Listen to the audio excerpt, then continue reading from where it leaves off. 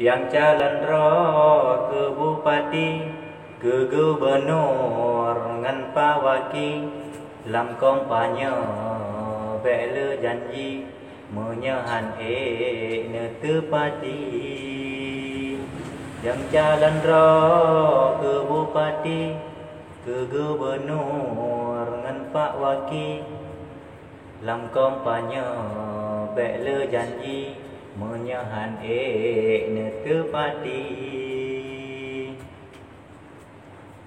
Bele ada panggung janji neja tabu, hotel pemilu mesapu pihana. Ni warung kopi ngan sabedro karu, sebab lang pemilu kabeda suara.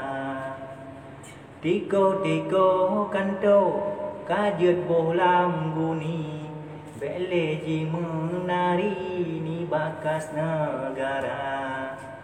Bek mekarat bapa jo korupsi, kenang resesi rakyat menderita. Yang calon roh ke bupati, ku gubernur ngan pak waki, lam kampanye bela janji menyahan netepati.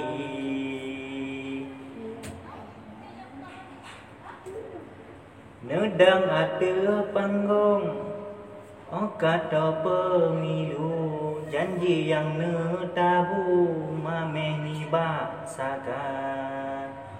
Katrok mekesut medo mengkorusi, tan le ne padoli ke rakyat jelata. Awak tena rakyat yang mengaspirasi, benar tanggapi bela sandiwara.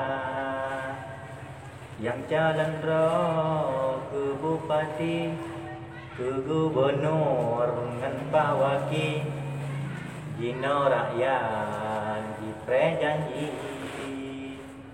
Watelam kampanye macam janji ke rakyat negeri menang pilkada.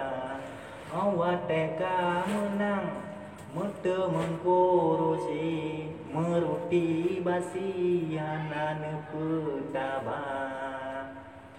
Jina wahai bapa bele menjanji, kasim bapa waki rakyat peraba.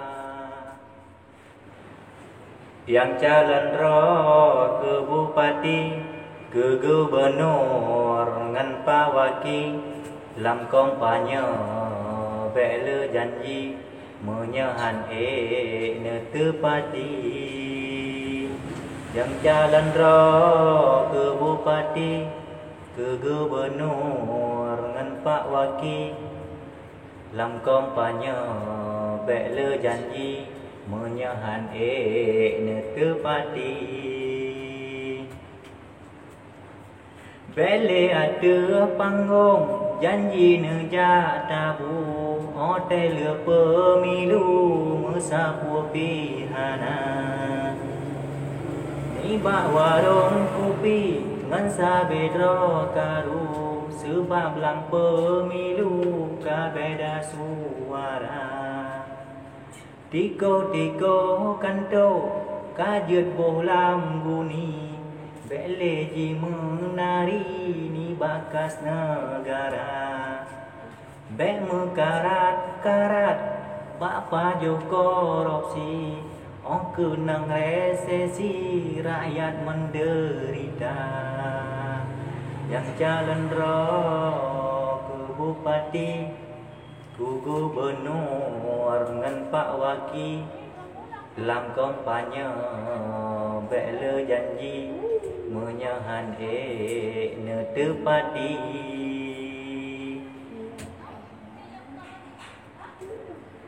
Nedang ada panggung kata pemilu, janji yang netabu mameh ni baksakan. Katro mekesut medo mengkorusi tan le padoli kerajaan jelata.